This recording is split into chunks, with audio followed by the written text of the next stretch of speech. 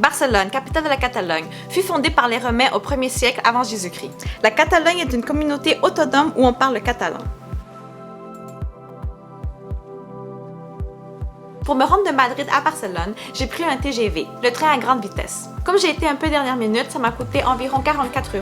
Mais si vous achetez votre billet à l'avance, vous pouvez le trouver pour moins cher. Il y avait d'autres options comme l'autobus, mais c'était 8 heures de trajet. Aussi prendre l'avion, c'est environ 1 heure. J'ai aussi remarqué qu'en Espagne, les personnes utilisent beaucoup le covoiturage avec l'application BlaBlaCar. J'ai décidé de prendre le train car c'était seulement 2h30 et aussi, je voulais voir c'était quoi un TGV. À Barcelone, je suis restée dans le quartier Eixample. Je trouve que c'est très centralisé, proche d'un métro et proche d'un des édifices les plus emblématiques de Barcelone. Alors voici ce que j'ai pu visiter à Barcelone en 4 jours. Bien sûr, il faut commencer par parler des œuvres de Antoni Gaudí, un grand architecte catalan dont 7 de ses œuvres sont inscrites à l'UNESCO au patrimoine mondial pour l'humanité. J'ai seulement visité 2 de ses œuvres car j'étais sur un budget. Comme vous pouvez voir, ça pourrait revenir très cher. À 20 minutes à pied de mon auberge se trouve la basilique Sagrada Familia, qui représente la Sainte Famille, Saint Joseph, Vierge Marie et Jésus. La construction a débuté en 1882 et la basilique est supposée être complétée pour 2026. Je vous conseille d'acheter vos billets à l'avance car il y a plusieurs personnes qui arrivent la journée même et il n'y en a plus de place. Moi, je me suis présentée vers 10h, 11h du matin et j'ai pu rentrer seulement à 2h de l'après-midi. Les œuvres de Gaudí ont un style d'art nouveau, une tendance plus naturaliste moderniste. Quand vous rentrez dans la basilique, vous pouvez voir l'amour de Gaudí pour la nature. C'est un endroit très moderne, illuminé, il y a des belles couleurs qui rentrent et je trouve que ça fait vraiment changement des autres cathédrales ou basiliques que j'ai visitées. Je vous conseille de faire le tour avec un audio guide car il y a beaucoup de détails dans l'architecture. La deuxième œuvre de Gaudí que j'ai visitée fut le Parc Güell. Il y a une partie payante et une partie gratuite.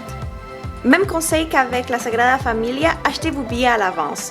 Je me suis également présentée tôt, mais j'ai dû attendre 2-3 heures avant de pouvoir rentrer. Au Parc Güell se trouve aussi la maison où Gaudí a habité, qui est rendue maintenant un musée, Museu Casa Gaudí.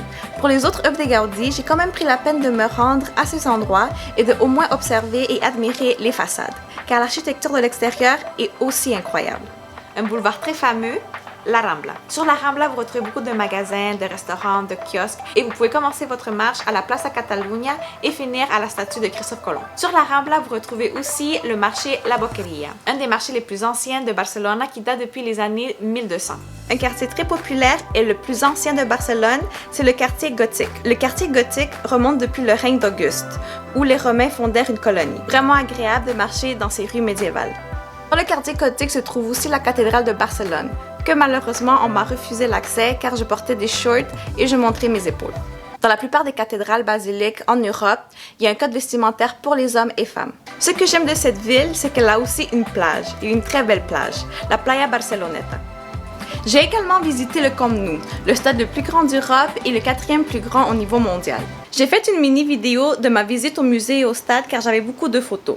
Je vais mettre le lien dans la description de la vidéo. N'oubliez pas d'aller regarder. À ma dernière journée, j'ai visité le Mont Juif, qui signifie Mont des Juifs, car ils ont trouvé un cimetière juif. Par contre, il y a d'autres versions qui disent que l'origine ce serait plutôt latin et il aurait une autre signification. On vous recommande de visiter de soir et de vous rendre à la fontaine magique, car il y a un spectacle de lumière et de jets d'eau. Il y a aussi beaucoup à voir seulement au Montjuïc. Moi, j'ai décidé d'aller au sommet et de visiter le château Montjuïc. Pour vous rendre au sommet, vous pouvez également prendre le téléphérique ou comme moi, marcher, ça prend environ 30 à 40 minutes. Le Castillo de Montjuïc est une ancienne prison militaire et forteresse. Et de cette place, vous avez une belle vue de la ville et du port de Barcelone.